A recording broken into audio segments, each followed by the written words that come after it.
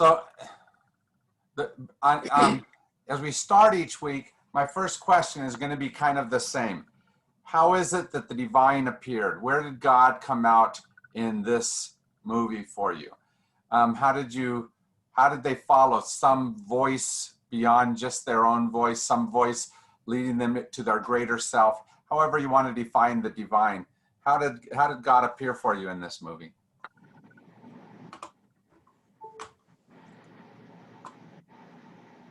Yes.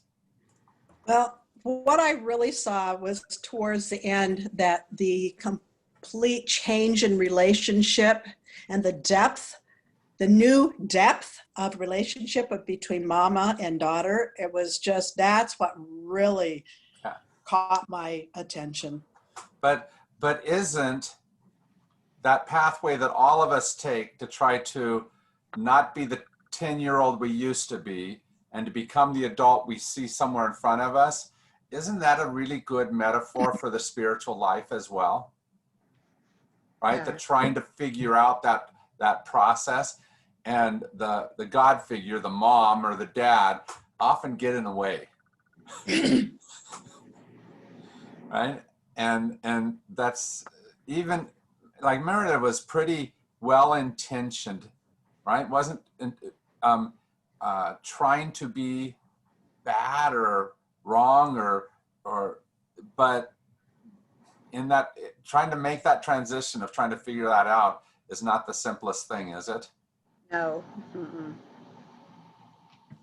Yeah, that's where I felt like, I just felt that relationship that grew, that was between mother and daughter, that was God.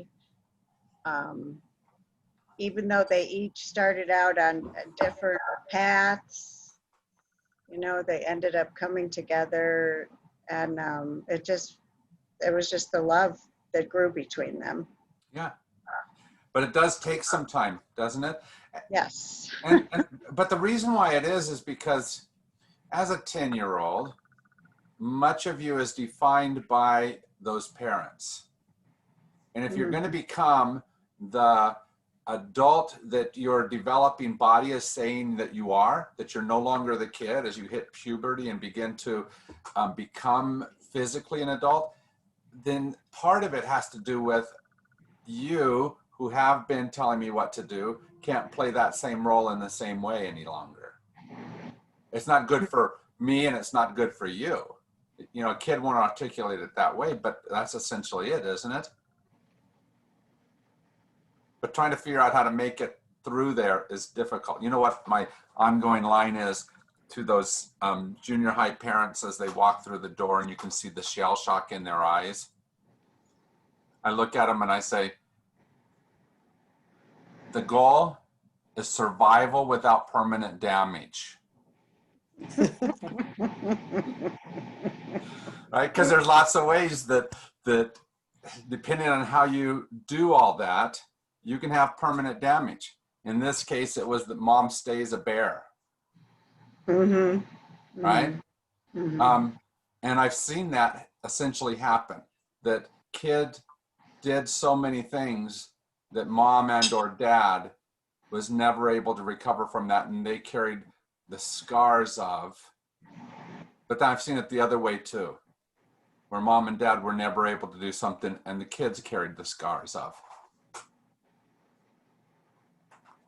I knew you were going to ask this question, and I totally spaced on it, so I never gave it any thought. But when you just asked this question now, what comes up for me is the creativeness of that little girl, the free spirit, you know, her not following, you know, anyone's lead.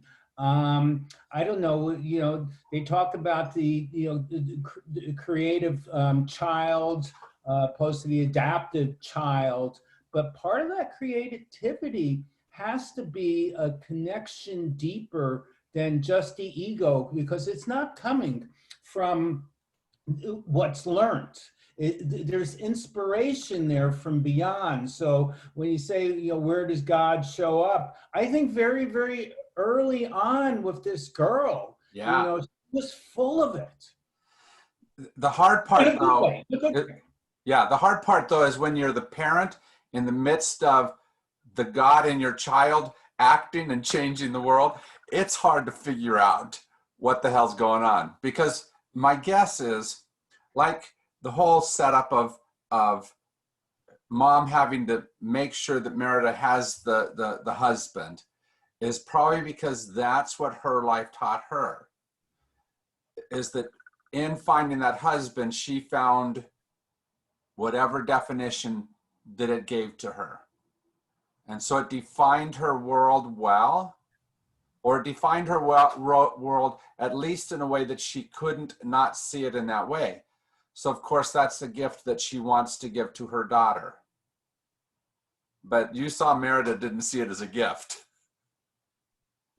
And you're right, her creative activity said, let's make the world larger.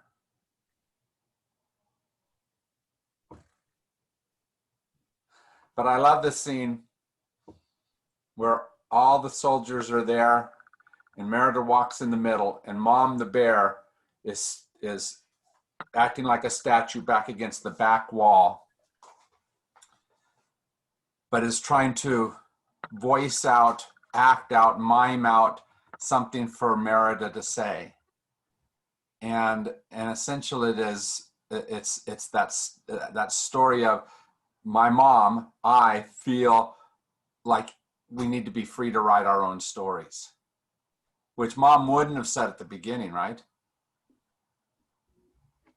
But somehow in the midst of this, Mom grew into that Merida was the amazing kid that she was. And it meant she was going to make very different choices. Now, you guys all look really well behaved, but what choices did you make that your mom just didn't understand or dad just shook his head about? Yeah.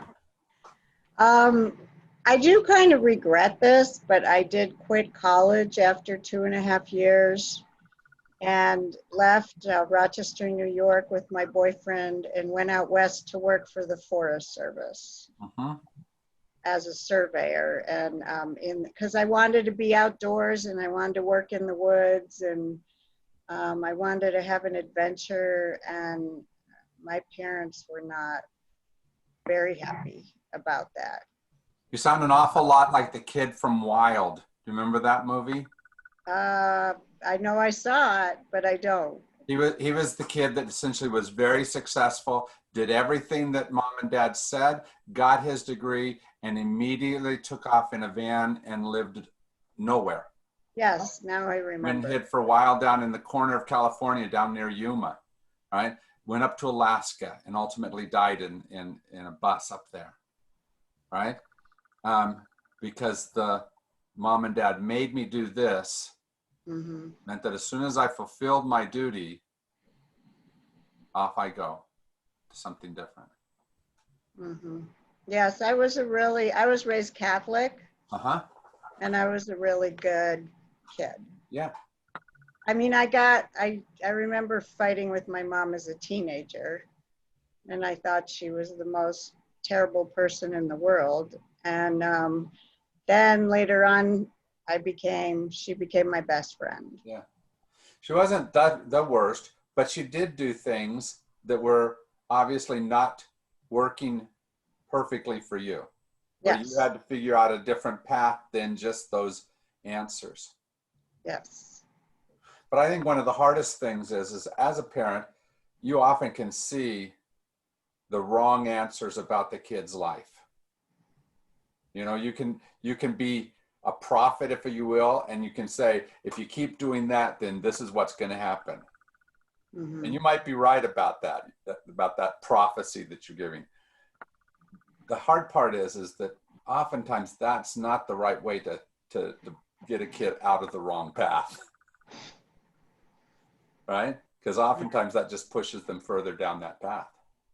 Yeah, I wish I had finished college before I did that. I don't regret going. I mean, and I ultimately ended up in Tucson, but I do wish I would have finished college. But my dad, who was also very strict, he was so angry at me for quitting college. It just made me more stubborn. about it.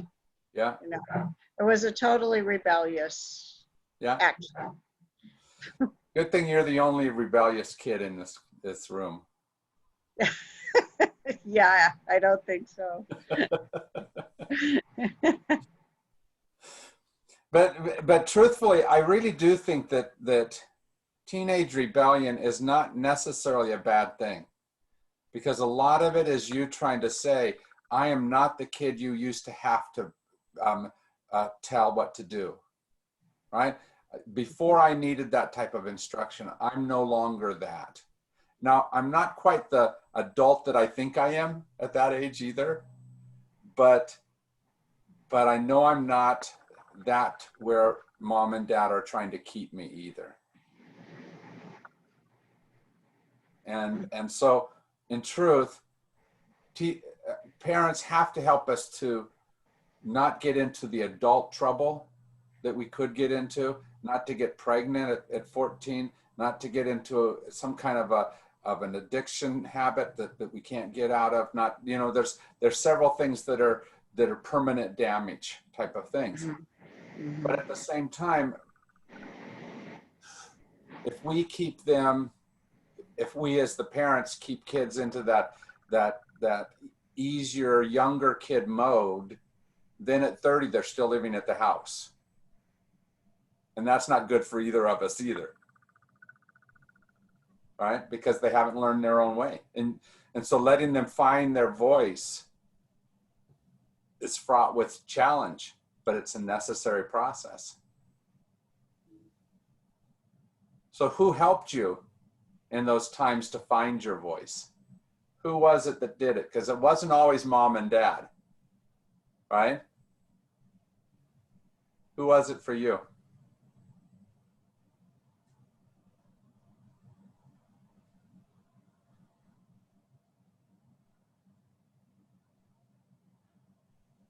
I think I've told you before about when I was 14 and was growing my hair long, and I came down here to Arizona to live a summer as my mom and dad went off to Australia for, dad had talks that he had to give there. And my Granny Mae is not a long hair on boys type of person. Not at all. Pioneer woman up in the mountains of Arizona. And so she was going to cut my hair. And I think I told you that story, and she didn't. She realized that it wasn't the right answer. But the person who really that year became my other mother, the one who could speak to me in ways that I couldn't hear from my mom, was my Aunt Dell.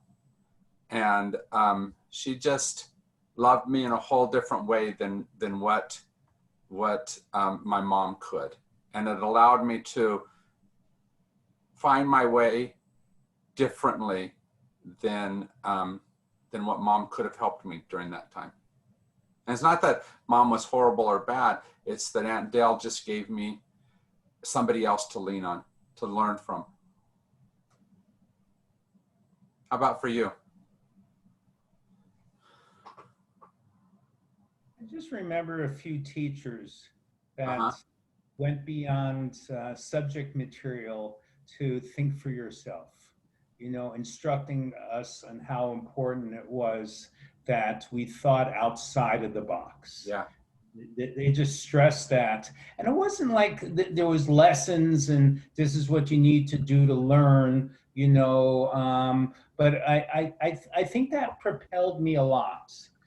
The other thing was when I was growing up, I did a lot of short stories, fables, that sort of stuff. And I learned a lot from those stories. Yeah. So in the sense of molding my character, whereas, you know, I didn't adapt the values of my parents. Right. So, I mean, that was key for me. But see, one of the things that teachers can do is they have, you know, in the 10, 15 years before you go into high school, you've learned a whole lot of mom and dad's repertoire, right? And sometimes they can't move outside of that basic repertoire that they have. They can go deeper with you. They can teach you more about it. But if they don't know sonnets, they're probably not going to teach you sonnets once you hit high school. right? If they haven't done it by then. If they don't know football, chances are they're not going to teach you football in high school. Does that make sense? And so somebody else suddenly can come in and be that other voice that mom and dad couldn't really be. Yeah. Whatever that other voice is. Go ahead. My mother was never a reader unless it was Better Homes and Gardens or something like that, a woman's magazine. But I never, ever, ever saw a book in her arms or her hands and reading a book. And when I was a junior in high school, I had a teacher that the name might sound familiar. It wasn't the teacher, but was the teacher's, I think, a great uncle, the author, William Faulkner, whose name just came into my brain. Yeah, yeah. And I thought we had to read that just because it was his relative. But that really opened me up into a world of, I enjoy reading books. I prefer nonfiction over fiction, but I know he was the one that really gave that gift to me. Yeah. That I would have probably just stayed with, Better Homes and Gardens. Right. In a way that your parents could not. Yeah. Well, my father died when I was very young, so I didn't have that. Okay. Sure. And my mother didn't remarry until I was in high school. So I didn't have the male influence. Uh-huh. Uh-huh. Yes. So I was thinking about it. I mean, I would say that one of the biggest changes for me was going away to college, because I grew up in a very, I went to Catholic schools. I grew up, and it was a really wonderful family community, but it was very limiting. Yeah. And then when I went away to college, I felt like, my whole world opened. Yeah. And that made a big difference of, just the classes, the teachers, the kids I met. It was just like this whole world opened up. Yeah. Which is amazing, right? And Yes. truthfully, as a parent, don't you really want that for your kid? But at the Yes. same time, the dangers that are there in an opened up world, Yes. right? The possibility of danger, at least, which is Yes. at least part of what this whole movie is about. Is mom is there saying, I want to make it easier for you. Here's 3 boys. Just choose the one you want, right? And obviously, it was not the right choice for Merida, right? We don't see ultimately what the choice is that she makes. It doesn't go that far into her life, but choosing somebody right then was not that. And so, as often happens, the tapestry gets torn.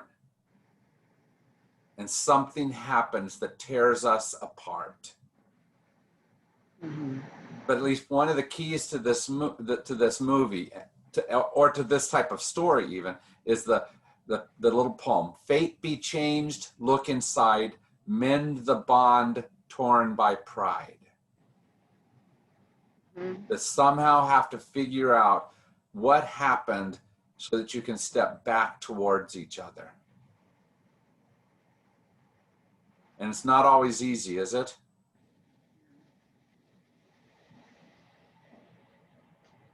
And yet when you can figure that out, it's one of the greatest things in the world. So I betrayed my mom and dad when I left Mormonism. I was in my mid-20s and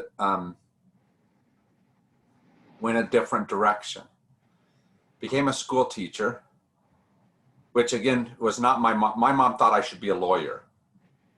But I knew I was a teacher from about the time I was in junior high.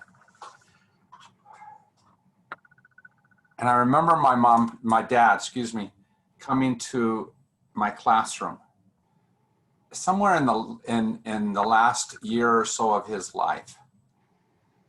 And we did a thing we called the Christmas Extravaganza, and we just sang songs and we did plays. The kids wrote plays. It was a great event.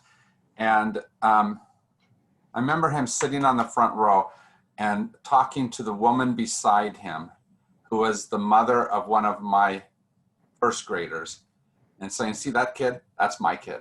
It's that big one? That's my kid.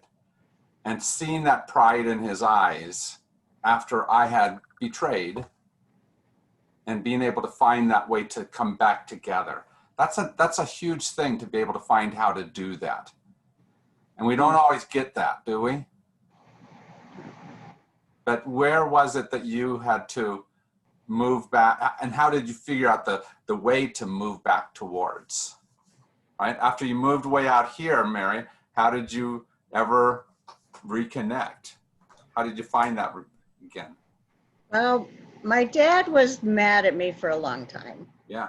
But I mean, eventually we healed. But what happened is my mom wanted me to write. Well, she said, write. And, you know, we didn't have internet, cell phones, all that stuff. So she just said, I want you to write to me and tell me what you're doing. And I was moving around. So she couldn't really write to me. So I was writing to her. And then once in a while I'd call her. And we just kind of started getting close that way, because she was open to my experience. Mm. And I think it definitely took my dad a little longer. He was just really mad. He was angry that I quit college. So he was angry that I was going with my boyfriend and we weren't married. Yeah. You know, all those things. Whatever rules you were breaking that in his mind shouldn't be broken. Right. Yeah. Right. But my mom was definitely more open. And so we kind of got this relationship going through writing. And then when I finally settled in Tucson, I mean, she came out to visit me. And eventually, like I said, my dad came around, and of course I got married and had kids, and that helped, you know. My parents started wintering. After my dad retired, they started wintering in Tucson. Okay.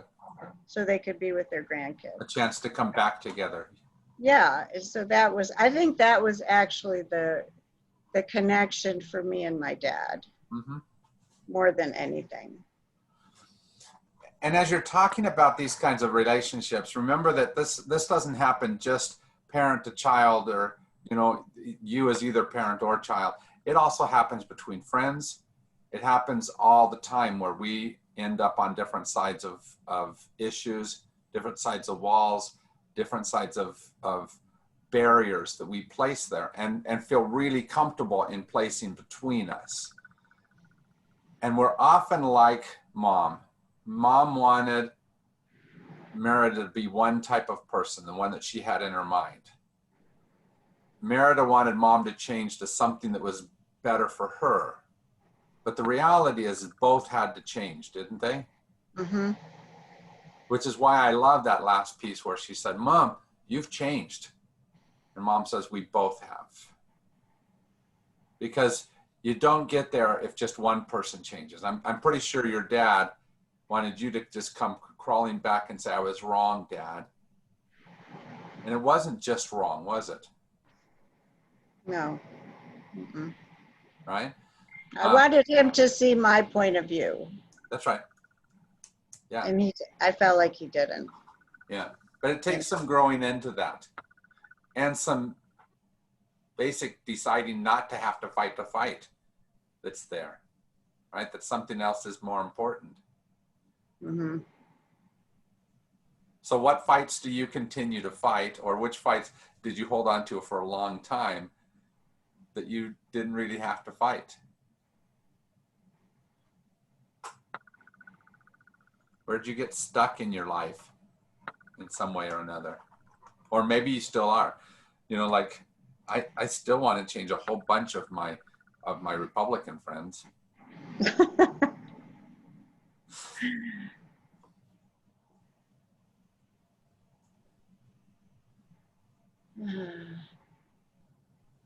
I know for Well, me, go ahead, Louise. I'm sorry. Go ahead.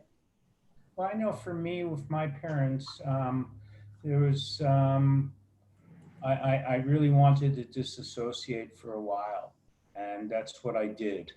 And for me, I don't think there was ever a reconciliation in sense of why I wanted to disassociate. It was more of a realization on my end of what was important. Yeah. So I just let go of it. But of course, you don't let go fully. And it was just like, oh, I don't know, a handful of years ago, I was able to finally let go of the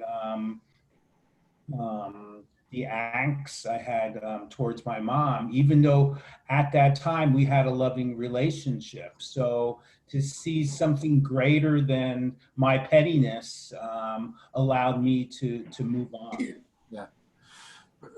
But you're right. That's part of what has to happen. I still struggle with my mom, but it's mostly because we're very similar, but we went in different directions. She grew up Methodist and became Mormon. I grew up Mormon and became Methodist. And so I did a very real betrayal to her in doing that. And we challenge each other a lot in our talk. Not that we're mean to each other, we just challenge each other a lot. And a lot of it is trying to say, no, I don't have to really. I don't have to win this argument, you know?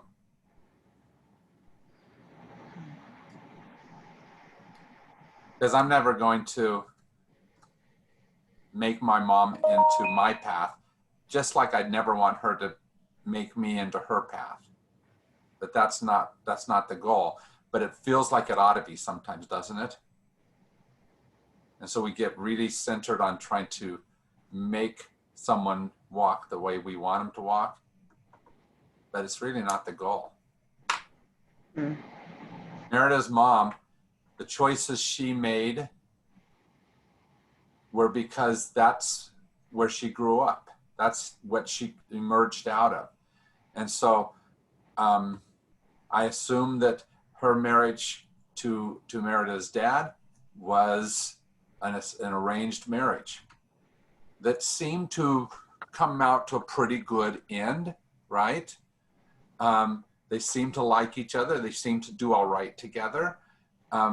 It felt sometimes a little bit like Tevye in Fiddler on the Roof, right? Do you love me? But they figured it out, and so it worked wonderful for her. So she thought that that's a good gift too. But Merida didn't need that, did she? She didn't have to develop the dependence on somebody else that her mom needed. Merida had plenty of independence that she didn't need that. But it's hard to see that, because if you did need something, it's hard to understand why somebody else doesn't need it. I loved her spirit. I loved her spirit. Yeah.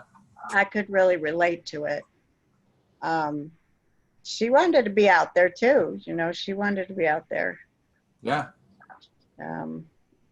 Riding her horse and being out by the waterfalls and the forest and all that. You know, she wanted to be out there exploring. I could There's really. something amazing about that, isn't that? Yes. Yes. Yeah. I saw a thing today about, I'm going to forget who it was. Very famous U.S. women's soccer player. And it said, my coach when I was young told me I run like a girl. And she said, yeah, and if you just keep trying, you'll run as fast as me someday, she said. That's good. Right? And I think that's in part what Merida was saying. You may think I'm going the wrong direction, but look how well I'm running in this direction. Mm-hmm. And the hard part is if all we see is the wrong direction, then we don't see what's wonderful about that for that kid. And at least part of our kid's job is to fix the problems that we don't even see. and that we sure don't have the answers for.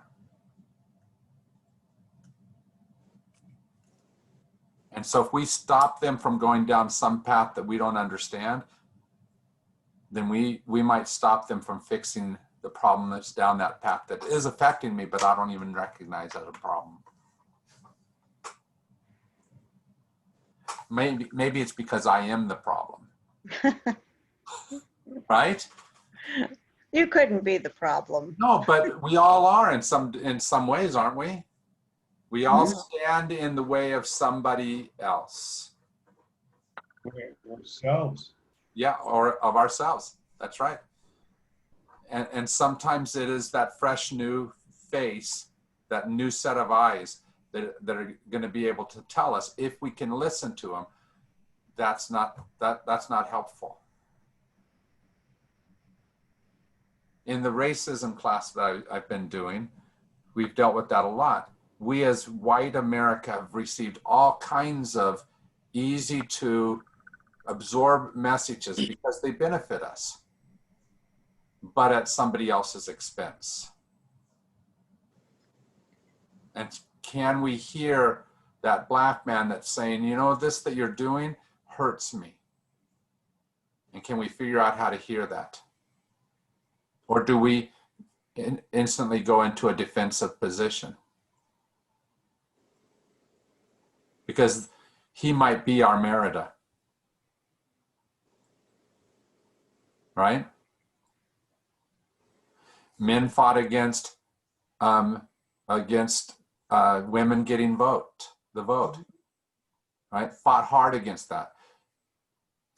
Probably because they thought, now my vote won't mean as much because all these women are voting. Probably something along those lines. But is it the wrong choice for us to have made that decision 100 years ago? Mm-mm. No.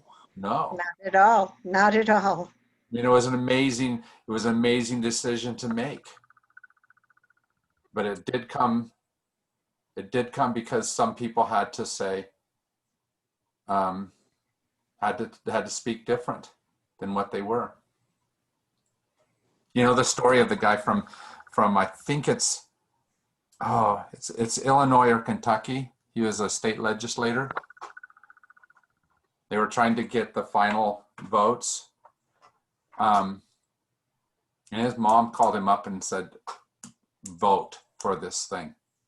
And he was the one that changed and made it so that state voted for it. And that state was what changed and made it so that it passed in the nation. Wow. Didn't know that. Because he chose to listen to his mom and go against what his own politic would have said. No, I never heard that story. Yeah. No, that's good. That's a good story. My mom was, one of the things she did when she retired was, I'm from Rochester, New York, Mm-hmm. and the Susan B. Anthony House is there. Mm-hmm. And they give tours, you know, and give the whole history of her life and the movement, the women's rights to vote movement. And my mom became a docent there. So all this stuff that's happening, I mean, the 100 years and everything is reminding me of that. Wonderful. Yes. See, but all of those kinds of things, all the things that have changed the world came in the face of somebody else saying, no, we shouldn't do that. Mm-hmm. Right? And somebody being a good Merida and following their fate differently than somebody was trying to toss it to them. Much of this movie, I think, is defined by the last line, where she said, there are those who say fate is something beyond our command, that destiny is not our own, but I know better. Our fate lies within us. We only have to be brave enough to see it. Mm. Merida knew that she had to be brave enough to follow what was her truth, not just her mom's truth. And mom had to be brave enough to let Merida's voice come out, right? Hmm. To hear a voice that was different than what she thought was right. But somehow they figured it out, as we will. So let's bring it right to some of the things we have to figure out. We're in the midst of some of the most remarkable times that I think we will ever go through, right? In our lifetime. Yeah, politically, socially. In fact, I think I've told you before that I think this time is akin to the Reformation times, the splitting of the East and West Church. I think it's that type of time where everything will be different after this, because it will have new definitions around it. How do we get from one side to the other? Because this is important. So we look back at Reformation times. Martin Luther stood up and said, not going to do it the same way. John Calvin followed suit, right? But here's the thing. It wasn't just that they left Catholicism and Catholicism stayed the same. It changed both sides of the equation. And Protestantism and the new Catholicism were different because of that movement. And they both redefined themselves and changed into better organizations. I think that's what's going to happen now as well. But we have to get beyond whatever it is that right now is dividing us. Because how many have at least somebody in your life that's really hard to deal with right now? Either because of politics or because of religion or because of their view of the world or whatever it happens to be. The chaos of the moment is like adolescence. You don't know what's going to happen on the other side. You don't know how even to get there. You just have to survive from now through there and trust that something's going to happen. Because most kids, after they emerge out of junior high, become pretty decent kids, don't they? Hmm. Most people figure out how to become better than that chaotic moment. But I'm telling you, there's some people I just want to slap and say, don't come out of this with me because I'm not happy with you.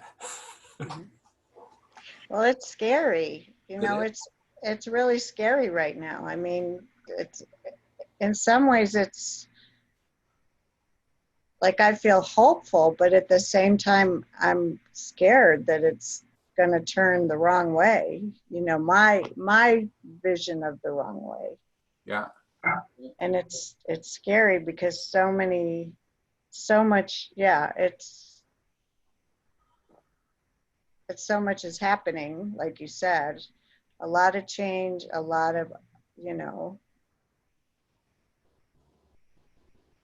I don't know, just a lot of conflict, a lot of people standing up for what they believe, and it's a really, and then COVID, you know, then you add COVID into that whole mix. It's not just the racial tension and the political tension, and then you add COVID into it. It's a perfect storm of all kinds of stuff. And then Yes. you have a hurricane hit on the Gulf Coast. Right. Yeah. And then science is being challenged. Yep, absolutely.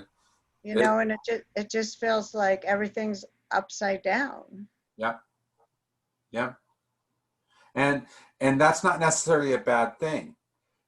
If we retreat from it, that's the bad thing. If you move back and don't force life through that chaos, and you go back to some easier, nicer way without really letting the moment change you, then it becomes a bad thing.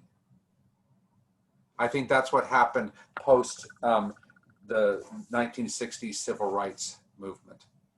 We made great strides. We did marvelous things that absolutely changed this world. But then we went back into simpler ways of acting that perpetuated the racism that now is popping up again. Because it was easier than continuing on through the chaos and truly coming to a really good place racially. And now we're in that, now we're having to redo much of that work because we didn't quite do it then. And maybe we couldn't, because sometimes you have to cycle for a while, right?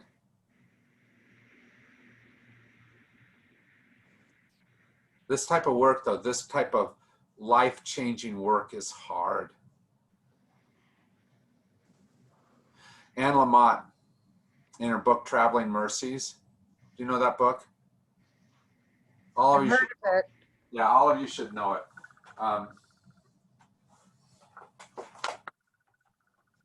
Anyway, I'll just tell you about it. It's basically, she's the most unconventional spiritual writer that I've ever heard of. She just does a marvelous job. She's very, very honest about herself and all her dysfunctions. And she tells at the beginning the story of her life being a set of movements of jumps from one lily pad to another. Each lily pad giving her a space of rest until she can take the next leap. And that's a really good metaphor for me, because the problem is once you get on a lily pad, it's really easy to want to just stay on that safe space and not move again. But the reality is life will always draw us beyond that.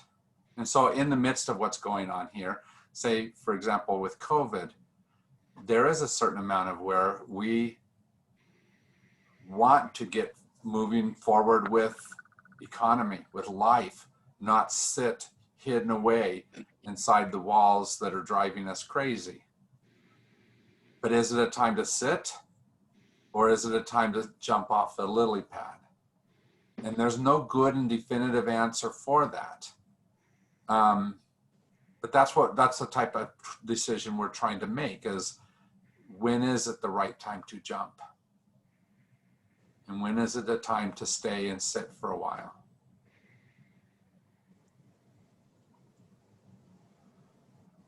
And so what's funny about this is that in some ways, my conservative friends want me to jump on the COVID side of things, where I want them to jump on the political side of things, that I think they're sitting on a lily pad that is long overdue, right? And it's time to become something new in our politics. So it's hard to figure that out. So who are you battling with? Who is it that's standing in your way right now? And what do you do about it? I have a sister that has very different political thoughts than I do.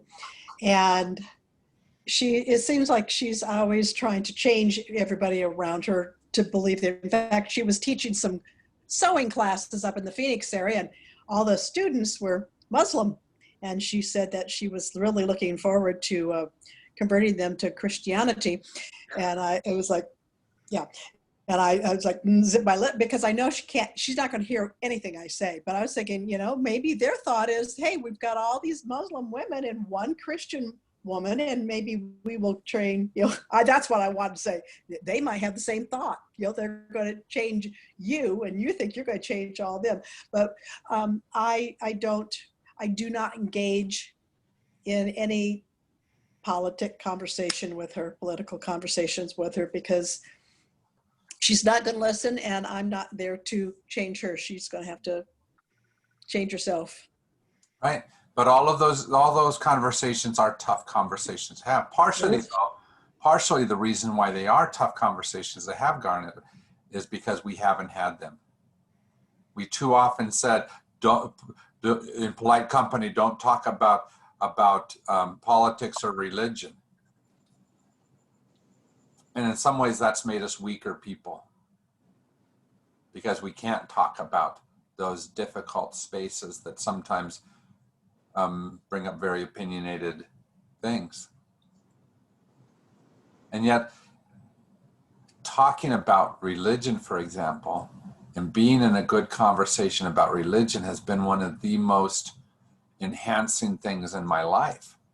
As I've gone and been in that space and heard other people's conceptions of how world works, how God works, has absolutely changed who I am, right? Not always changed my mind, but enlarged my world of why I believe what I believe. But if I never have those conversations because I'm afraid that we're going to be on opposite sides of something, then I really, in some ways, make myself weaker, and the other person as well. But it takes care and love to be in those conversations so that they don't become the knife throwing that they can be, but truly continues to be us in relationship. It takes a lot of work to do that.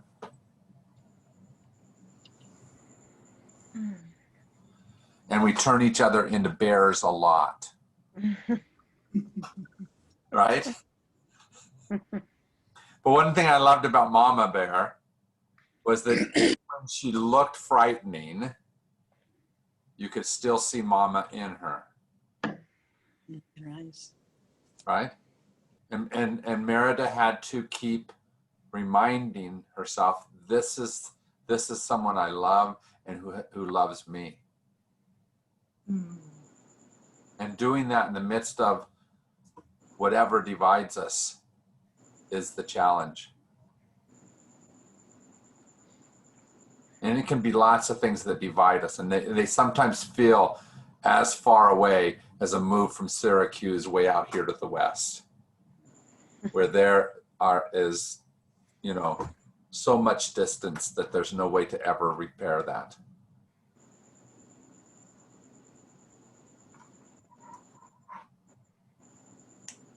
But I think that's the work, isn't it? To try.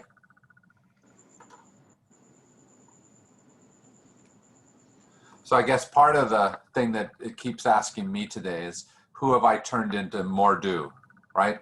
Not just the mama bear, but the other bear who is so scarred by life that can't escape from all that scarring, all that anger, all that stuff. And what do I do about that bear? Because he was a scary bear, wasn't he? Mm-hmm.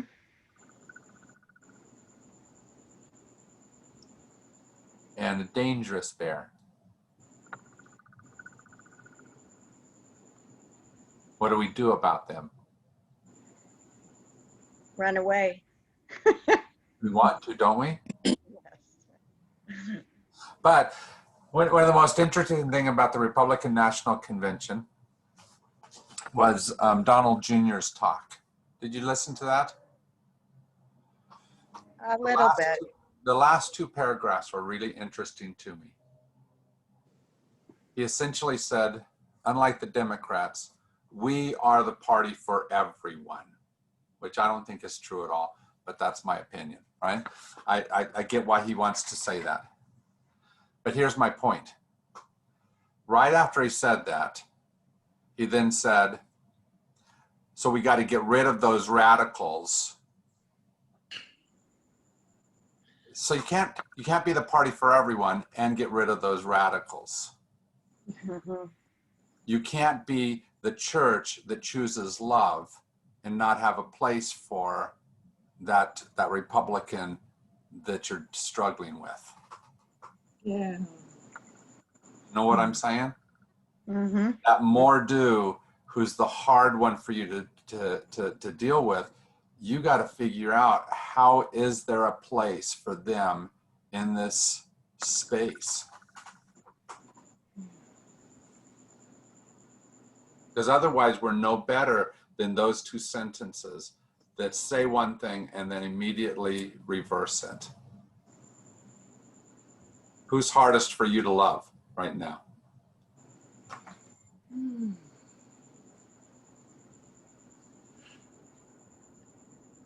Well, Donald Trump is top of the list.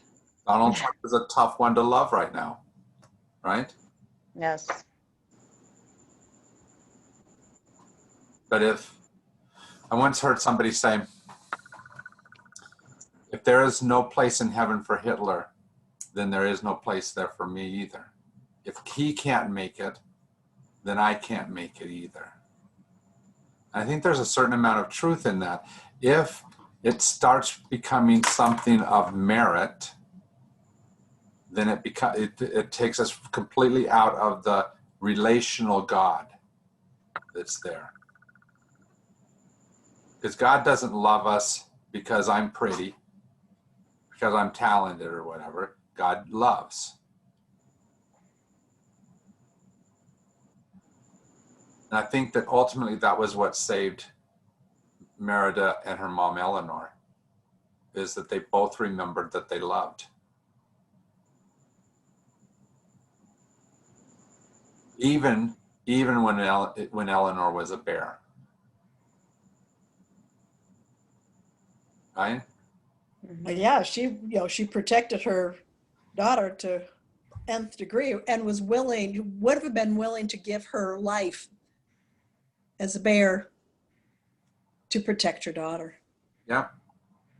And Merida also did that. When mom was changing, Merida could have run. Mm-hmm. But she went towards and tried to remind mom of the truth of who she was. Mm-hmm. And so, in essence, changed her from turning into Mordu.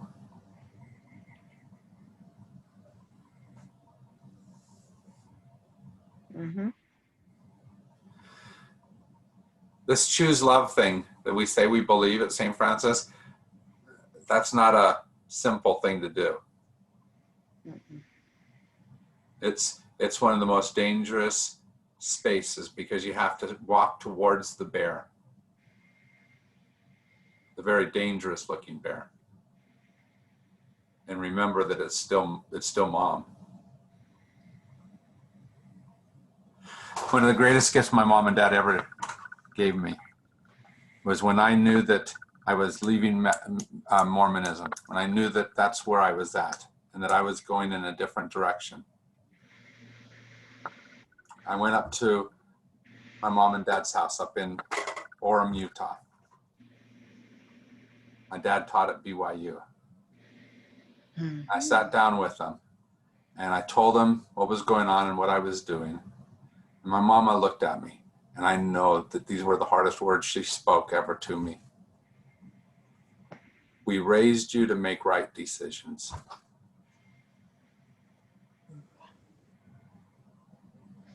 And I know in her heart she was saying, this is the damn wrong one. But she didn't say that. She chose to love.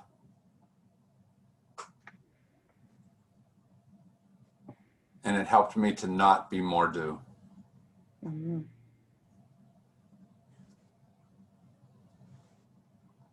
But if you look at your life, you have some people who did that same thing to you, didn't they? Mm-hmm. Someone who walked you back from the edge and helped you mend that bond, right? That tear in the tapestry. So who are some of the people you're thankful for that way?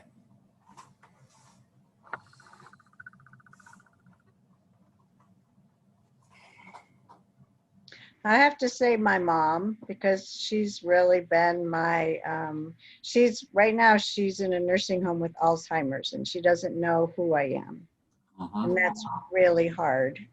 But she has been a rock for me for my whole life. And I didn't appreciate her as much, again, like I said, when I was a teenager and young woman, but I grew to appreciate her. She was always there for me. It takes some time to appreciate. Doesn't happen overnight for sure. Mm-hmm.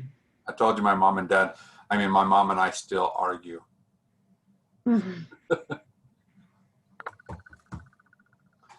about the rest of you?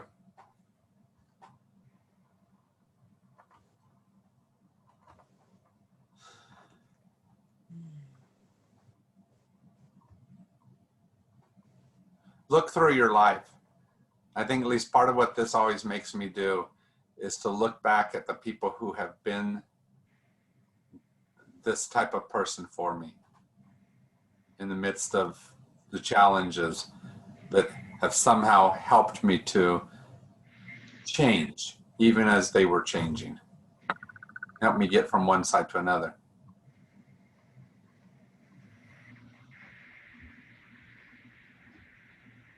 Because none of us do it well just by ourselves. We need other people. We need to remember that the bear is mom. Mhm. So next week, we're going to deal with another young girl, about the same age as Merida, in fact. She is living in an inner city Black neighborhood, but gets on a bus and goes up to a white high school because it gives her more opportunities. But then in the midst of racial tensions in her city, she is caught in the middle of those two worlds. The movie is called The Hate U Give. It's an incredible film. If you haven't seen it, I have 2 copies here. One is Blu-ray and one is a DVD. And you come and watch it. It's wonderful and difficult all at once, but absolutely an incredible story. All right. Any last words? I have a question. How old do you think Merida was in the movie? Well, she was old enough to be of marriageable age, which At that is time, very could have been 12. So I would, my guess would probably be high school, somewhere in those ages.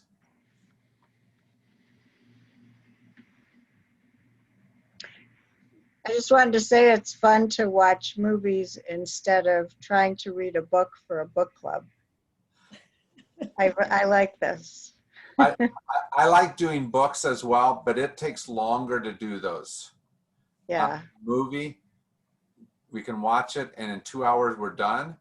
Like it or not, we're finished. We can be in conversation about it. A book sometimes takes longer than that, right? Mm-hmm. To even just digest just a chapter takes longer than that. Mm-hmm. So I like books, but it's hard for me to be in a book group because I don't read a lot. yeah, it does. They just don't lend themselves as easily to conversations. They lend themselves to good conversations, but not as easily to conversation. Where a movie, literally, you can watch it and you can be in conversation in the next minute. Yeah. Right? On their way out the door type of thing. All right. So go find your fate. It lies hidden within you. We'll see you next week. Okay, have a good week, everybody. You too. Bye-bye. Bye-bye.